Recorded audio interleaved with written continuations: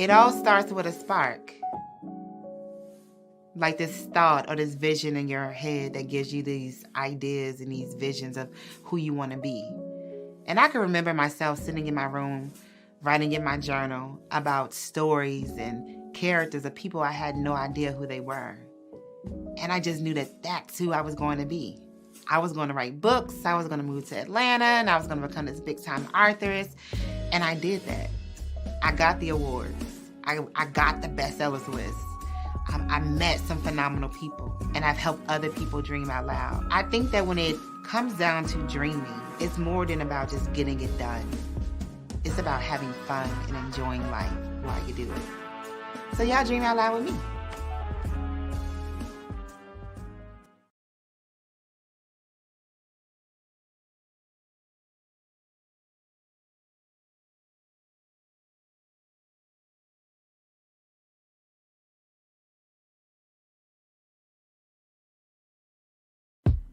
I told a story, not with the stroke of a pen, but with the depth of my soul.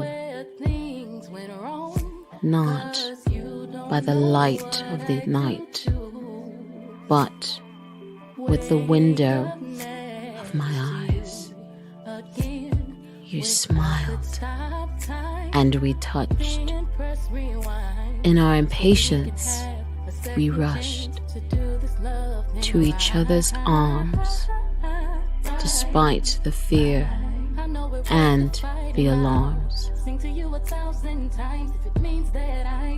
I let you past the pain, past the shudders, between our sweet and secret mutters. You wrote all over my body, passing from chapter to chapter, filled with cooling and warming rapture. We started at the end, but how did we begin?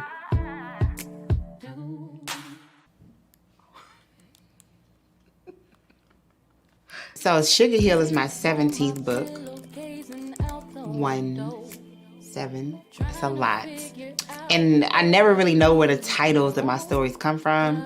So when I began to write Sugar Hill, again, I didn't know who I was going to write about. Didn't know the characters. I didn't know the plot. But I knew it was going to be about love. And when I began to write about Danielle and began to know her, I began to identify her past. And she was called Sugar when she was younger. And Sugar Hill is her name, and I wanted the story itself to be centered around her. So it's a little play on words. It isn't a thing, it's a person.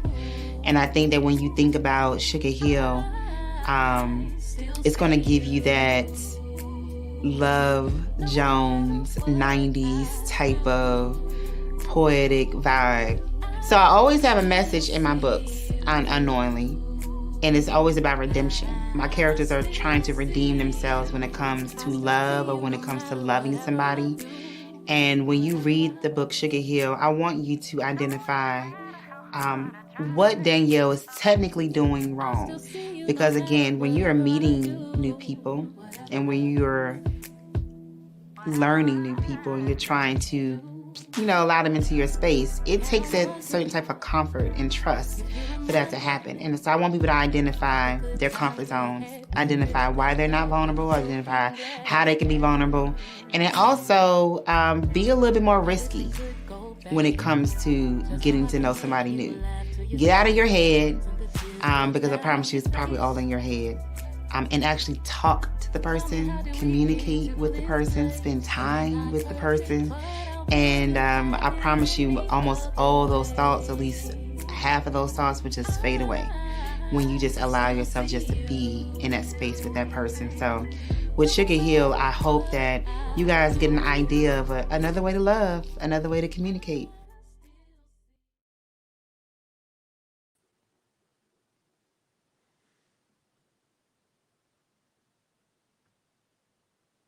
Howdy, guys. Hope you guys can hear me. Welcome on to the after show for Traces of Mika. I will be joined this evening by one of my closest and forever friends, Nicola Mitchell, the founder of Girls Who Brunch, as well as the best-selling author of over a dozen books. We have officially aired episode 2 of Traces of Mika. You guys were introduced to my son. You guys probably realized, wait, he got the same face. And I was a little bit anxious and nervous about this episode coming out because it involves my children, of course. And for those who are mothers, you're really sensitive about your children. So, with that being said, I'm going to go ahead and bring on Miss Nicola Mitchell into the screen. Howdy, Nick. Hey there, hey, how are you? I'm excellent. So I see you over there at work and trying to multitask. I see what's going on. I can't help it either. I'm over here trying to juggle all that. I'm running the studio as well as participating in this conversation tonight. But again, thank you so much for even being a part of this experience with me for Traces of It. Oh, girl, I am just honored and so happy to be a part of it. Like, I watched both episodes yesterday. That was my first time watching both of them. And I was like, wow, this is deep. This is deep. Quite heavy. Yeah, it's definitely Yeah. something that, you want to be like, ooh, let's talk about it. Like, Right, up the door and all that jazz. But the reason why I wanted to add a visual to this season was because of the subject matter itself. And we all have our own triggers and our traumas that we have experienced, but we don't technically put it out there on Front Street where we just right. have this unfiltered, unscripted dialogue. So, with that being said, let's dive into the episodes. Let's dive into the conversations. Okay, so, all right. So, what did you feel after watching both of those episodes? That's the first thing I want to know. I felt some relief. I felt um it was more relief in itself because it's almost like purging when you have some things that you've been through that you haven't quite talked about outwardly, and you're dealing with it internally. And I think that people don't understand that a part of healing is talking about it. So I felt really light and very like it's like a weight was kind of lifted to just talk about it and be like, hey, these are some of my ugly parts, Right. things I'm currently experiencing, and it's not pretty. And I played a factor in it too. I'm not, like an innocent party in this. So it was like, ugh. But yeah, Real. I relief. That's real. The first step is admitting, always. And I think when people can admit, shit can get so much easier. But when people are just stay in denial and always blame everybody else, there's no way to heal for anybody. So kudos to you, Queen. And I mean, someone made a statement about love languages. That's what you guys kind of see on the screen. I never thought about love languages when it came into reference with my children, Right. or just family. Period. I'm a romance writer, and in the episode, you talk about how all these things be in my head, how I Mhm. want things to be. I ain't really processed that part about love languages and love stories with people that's not like a romance, that like a partner counterpart, like your children, your Right. parents, your siblings. I never thought about that. I don't know. Did you think of, is that something even you even thought about? I never thought about what your love language would be with your children. Well, yeah, I never thought about it until we like talked about it afterwards, because you do have a love language with your children, and each one differently. You have a special bond and relationship with each one. So you know how to approach them, especially if it's a sensitive subject, something may hurt their feelings, each one. So it is a sense of a love language. Like, that's poetic. Like, I what? I This should make conversation is a lot of poeticness. a patient about understanding your child's love language. Never thought about Yeah. that. Yeah, never, never. Everything about this whole conversation has been just so poetic. Like, even though it's such a hard topic, like all the points and nuggets and stuff, it's just been so poetic, sis. So, I Yeah. mean, it's just challenging us. It, Hopefully the world challenges as well. it is. For me, I felt like this was a new challenge I had to face. And Yeah. because Asia got to start the conversation on your platform by talking about her family dynamics, I'm like, I bet. Well, let's keep the conversation going. Right. And here we It, are. but the thing is this, like as a parent, we have to take control when something like that happens. When something like that happens, we have to be able to say, okay, not just get upset, like make it a positive learning experience. And that's what you did. Yeah. You came to Deja, you talked to her, you discussed it with Marcus, you discussed it with Senior, you discussed it with me, and then you created it into a positive energy, so other people can learn from it. And I think with being a parent, we always have to learn how to make things a positive energy. And so, like, one of my questions to you is, now that this has taken place, what are some new parenting type love languages have you established with your children? Quality time. Um, Initiating conversations, and then almost implementing the same thing that I would if I was wanting to build a romance with someone. Mm-hmm. Um, Actually listening to them when they speak, because honestly, like it wasn't easy raising children and then pursuing, aspirations and dreams and things of my own. And then the day to day of, being an adult, it wasn't easy. So patience, I had to really learn patience when it came to my children. Like I had to learn how to be a little bit more soft, have some meekness about myself, a little more calm and peacefulness. And that's something also I kind of discussed throughout my podcast, which is just in outwardly how I express myself and making sure that I myself am good, I myself am happy, and my energy is good and centered, because that kind of projects off outwardly in on your children. And Right. if you're a single parent, we kind of get caught up in the day to day, the hustle and bustle, our to do list, doing this and doing that, and we're just getting through the day like robots. And when it comes to listening to our children and spending time with our children, for me, it wasn't as easy or as transitional and graceful as it should have been. So I've been working on that in recent years, as far as centering my energy, having those really good, honest, deep dive conversations with my children, quality time, setting time, time aside. Like if you're gonna have date night or you're gonna have designated times where you work, there should be set aside time for family. So those are things I have really began to put in my day to day, or yeah, my day to day and my parenting, with my children. I'm smiling because Marcus was with me last week and he used that phrase deep dive. He's surface level or he don't deep dive. So, even though kids try to say they don't listen to us, they're not learning from us, evidently he is, because Sir was using your verbiage just now. He uses Yeah, so many. both of my children have a lot of my mannerisms, um, Mm-hmm. my morals and things like that, and they be develop amnesia. Like they came up in the world and be like, "Ooh, I got these thoughts on my own." Really, whatever. Exactly.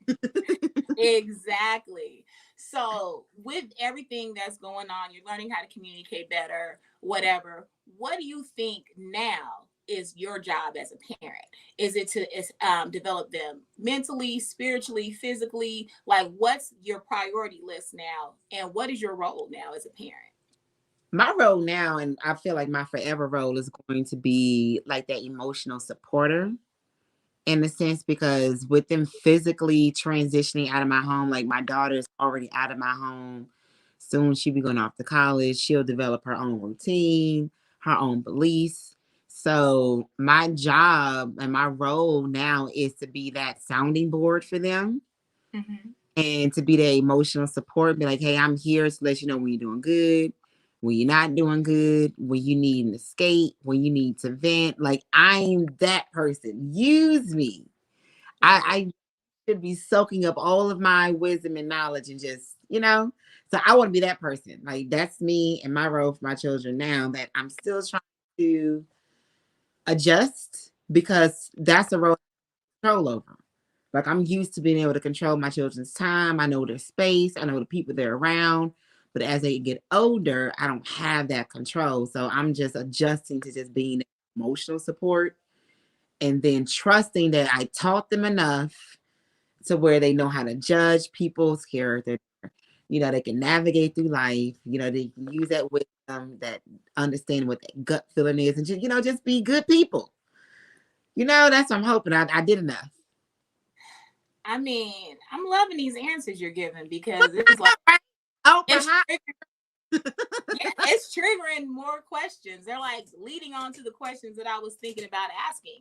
So, something that we talked about in the show was the baby boy syndrome, right? How do you feel now that you've developed your love language with your children, right? And now you're developing the roles of parenting, right? How do you combine those to teach your children to try to stay away from individuals and not necessarily just a man, a woman that may have that baby boy syndrome? Like, what do you do now to try to teach your children to stay away from somebody that may have that type of well, energy? and that's hard. So the baby boy syndrome is really hard for my children to really understand because you have to remember they come from me, but they Right. also dad. And Right. so talked about their dad having this baby boy syndrome where he needs to be saved or where he needs guidance way more than I feel that a grown man should need. And it Right. goes to the baby boy movie from 2000 with Tyrese. Mm-hmm. I advise, or how I try to steer my children right is making decisions that are good for you and things that help you grow and that make you feel genuinely good and happy. Like Okay. if these things do not add greatness to you, if you're not becoming greater within it, and these are things and people, then that's probably not the right decision for you. And so I just kind of put that out there versus me telling them, don't do that, don't talk to that person, don't this, because they tend to be like, mama just don't want me to have fun, or mama just being extra. They don't want to listen to me, which is weird because I gave you life. Like, so of course I want to make sure that your life is great and fruitful and bountiful and joyous and sunshines and all these blue moons and shit. But apparently that doesn't matter. So whatever. So I'ma just be like, hey, does that make you happy? Hey, is this, taking in the direction where you're trying to go? Hey, is this, doing that? Let's process these thoughts and these questions and then just go from there. I like that answer. I like it. Yeah. So when I was speaking to Junior, even with Deja, the topics that they were saying were so deep and it hurt. They both were hurt, right? So what do you do now? Like, are they in therapy? How important is therapy for children? Is it just short term, long term? Like, what is your advice to other parents who may be going through the same thing? Honestly, but my children are in therapy. I myself have been in therapy for was 27, 28. I'm 34 now. My children were first introduced to therapy maybe about 4 years ago, 4 or 5 years ago. And they have both been consistently in therapy for the past year, like heavily every week, consistently staying on their lessons. And surprisingly, with Deja being an adult now, she's been maintaining her appointments. Kudos and shout out to you, Deja. That's what's up. Right. Just keeping them in that space where they can identify a safe space to talk freely and be transparent, be honest and vulnerable, and process their thoughts and emotions. So I've been having them in therapy for quite a long time. And then also continuing these conversations, having these deep dives with my children and holding them accountable. Now, of course, we still backslide into our own habits, but we are still aware now of those bad habits where we're able to come out them quickly and then have a conversation, have a talk.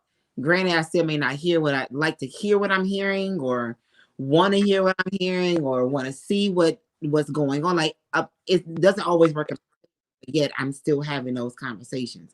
So my advice is to continue to have those conversations if you're having these issues with your children where they're kind of being rebellious to your teachings or they're being resistant to your guidance.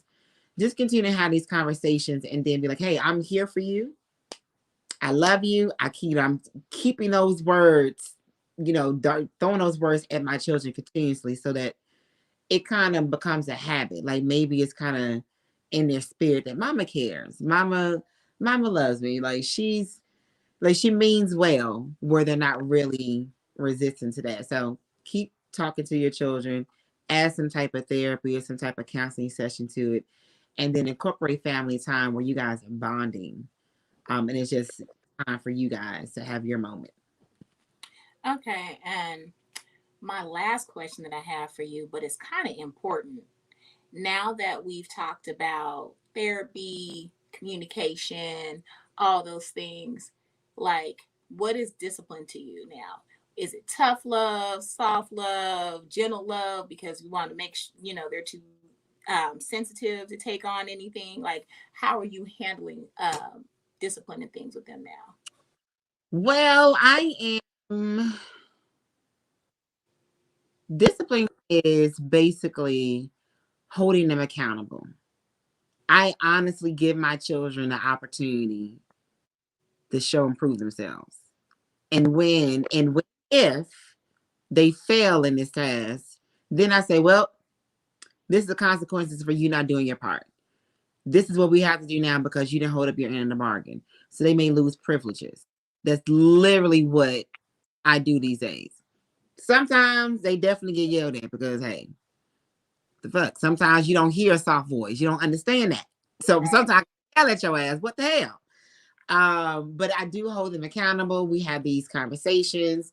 They get their privileges taken away, and I make them do a lot of reading and writing like I used to do when they were really really small. But those are the approaches I have now because when I ask them questions and they're old enough to really comprehend now, and when they really start responding and the things that they say and it starts not making sense, that enough, and like, yep, it sounds stupid, don't it? Yep, that wasn't the right response, right? So this is what happens when this, like I really walk them through their choices. Right. And I walk them through what happens when you make these choices. Right. It maybe sound like some white people shit, but hey, it's better than the throat. They don't like punches in the throat. So let's do something else. I'm just saying.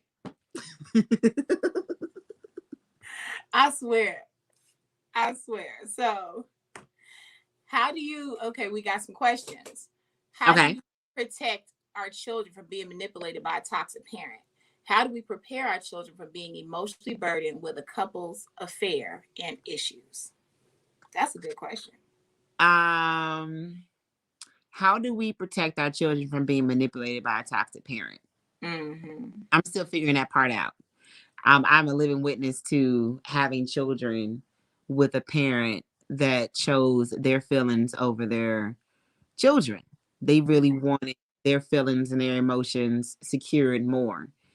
Um, Now that I'm out of it, my response is a complete shutdown because children don't understand anyway. If you take away the access for toxicity and manipulation, there's only one thing that you have to explain is their accent. And I think that when you get older, they can make a decision to like this person and be involved with this person or not. I get it now when some parents have created separation space between other parents. Yeah, I get the absence. If the separation is genuine, is not to hurt your children, don't be taking your kids away from the father or the mother for to be spiteful. That's what it not out. It honestly should be when you see that parent manipulating your child, emotionally abusing your child, um, oversharing. You should not be oversharing what's going on in your personal life and your problems with your children. They're children. They don't understand what's going on. They can't save you. So why are you sharing your problems with a child that can do nothing with this information that you're telling them? Right. So if you see these things and the parent is doing that, absence. separation. And then also, if absence and separation is not a viable source, then group conversations. Right. Have these conversations with your children in person. If you have a parent that now wants to say things out that counteracts what you say, have these conversations with your children collectively. Let them see from the beginning what's being said, what's being done. Unfortunately, that is a horrible route to go. But when your hands are tied, you can allow that parent to continue to manipulate your child and create their narrative, or you can take away that part and then just have these conversations with your children together. That is my only advice. Other than that, your children grow up, and over time you just have to wait it out. They will see the bullshit, but they'll have to see it over time. I agree. I agree. Totally. That's And all. we, Wait, let me see. There's another question. yeah, let's see. There's another question. Okay. Emotional distress in children.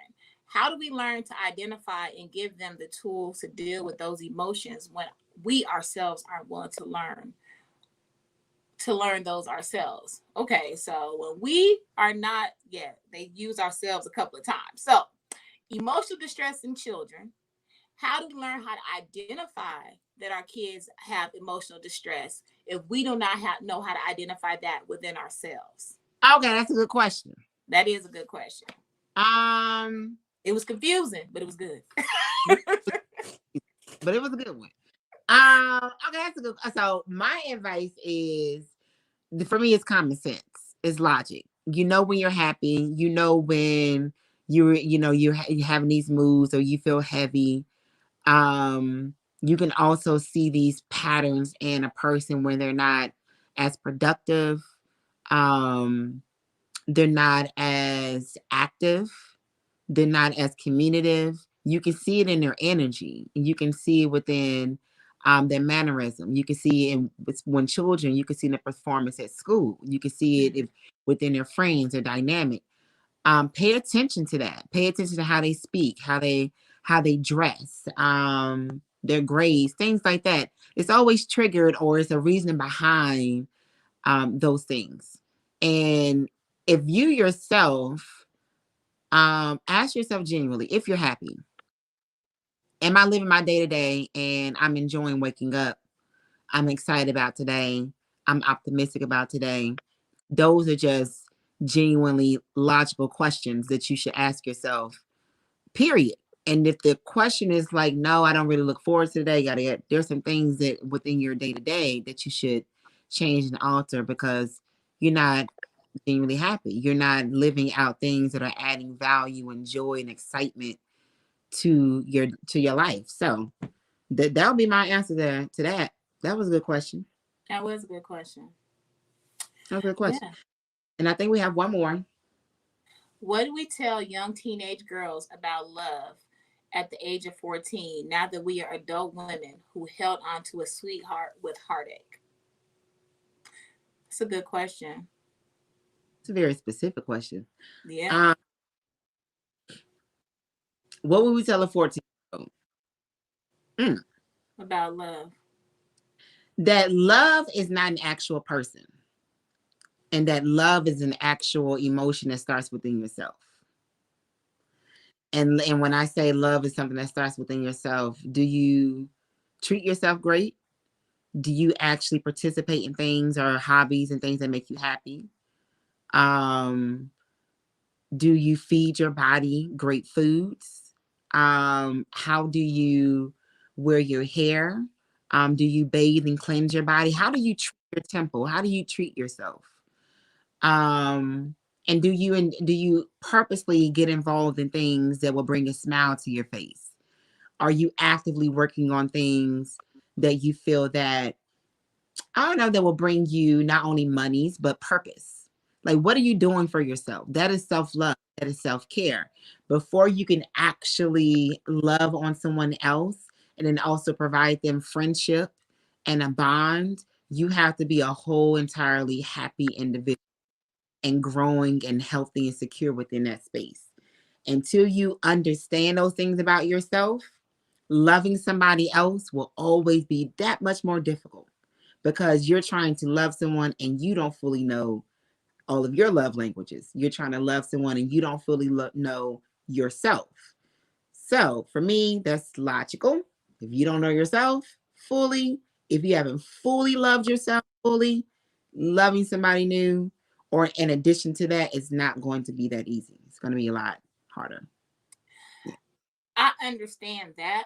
But when we're talking to a 14-year-old kid who think that this boy who told you that they love you is just God, how do you break through that? How can you show her that that's not really love yet? Let me ask you that question. You have the Girls Who Brunch organization. You deal with girls in this age all the time who probably need love and affection because they don't have a lot of that. So people can come along and say the right word and not actually follow up with an action. So what are some things that you have said? I should be asking you that. That wasn't a question for me. So conversation. This ain't a dialogue.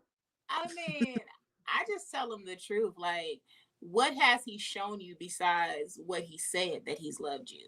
You know, maybe he's giving you a flower, or he's taking you to eat, whatever. But what has he shown you besides like basic stuff that he's loved you? When somebody loves you, they protect you. When they love you, they want your grades to be good. They want you to have a good relationship with your family. If they're pulling you away from that, that's not love. And a lot of times, the babies who think that they're in love with these fools and don't know what's going on, that that is really not love. That's what they're getting. They're getting people that are trying to isolate them. They're getting people that's trying to take them away from school, that's trying to take them away from their activities. And if they love you, they want you to succeed. They want you to be better. So that's how those examples I try to give. And, because if they love you, they want you to win. You can't win if you're just with them. True. This is true. Process that. Again, I guess that is okay. It's you can love and like this person, but your day to day and your world doesn't have to technically revolve around this person. Identify what you need from this person, and if they can't provide these things, then it shouldn't be more than just a friendship or something, someone that they can just be nice or you can like them, but it doesn't have to be your end all be all. You don't have to create this whole life of be together forever. So I would just try. I don't know. Other than that, I don't know what to technically tell a 14-year-old other than they lying. This is not love. It's not gonna last because it really don't. It really doesn't. And it doesn't mean that the person is bad, they're gonna hurt them. It just doesn't. You're not the same person at 18, 20, 25, 30. Like you're not the same person. And at that point, there are skill sets that you need to maintain relationships, not just a romance, but friendships, to maintain a job, to maintain day-to-day life, whatever the case may be. And as a child, they don't have that. So that's why it's not gonna work. I agree. I think a combination of both those answers. So well, that's all the questions and stuff. This has been pretty great. Thank you, Nick, so much for coming on for the after show. For those who are watching the playback, make sure you subscribe to my YouTube channel, which is Traces of Mika. Every Tuesday, I'll be here with a new someone discussing a whole new topic and recapping the episode for the night. Episode 3 premieres next Tuesday at 6 on my YouTube channel. And again, subscribe to YouTube, go to my website, follow Nicola on Instagram as well as Twitter. And yeah, anything else, Nick, you want to say before we conclude tonight? No, I'm just very proud of you. Like, I've been here with you from day one, and to see your growth and to see your growth with those babies. We just had a conversation this weekend, and I told you you're a great mom. I'm very proud of you, sis. Well, thank you, ma'am. I'm trying. There's no right way to do this. If you are like me and you're trying to figure out how to be a great parent, join, the rest of us. We all trying to figure it out as well, too. Yeah, mine is 7 and 22, and I'm still working, Lord. And still figure it out. All right, y'all. With that being said, I will see y'all back here on next Tuesday. Y'all be safe now. Bye, y'all. It all starts with a spark. Like this thought or this vision in your head that gives you these ideas and these visions of who you want to be. And I can remember myself sitting in my room, writing in my journal about stories and characters of people I had no idea who they were. And I just knew that that's who I was going to be. I was going to write books. I was going to move to Atlanta, and I was going to become this big-time authoress. And I did that. I got the awards. I got the bestsellers list. I met some phenomenal people, and I've helped other people dream out loud. I think that when it comes down to dreaming, it's more than about just getting it done. It's about having fun and enjoying life while you do it. So y'all dream out loud with me. I told a story, not with the stroke of a pen, but with the depth of my soul. Not by the light of the night, but with the window of my eyes. You smiled, and we touched.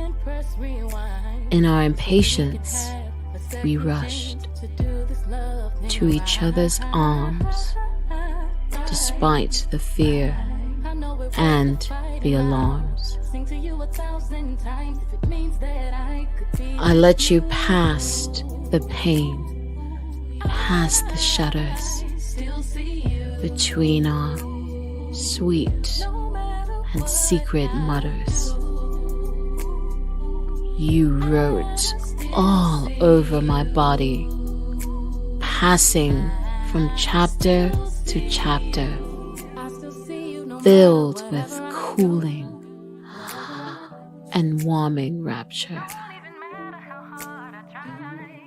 We started at the end, but how did we begin?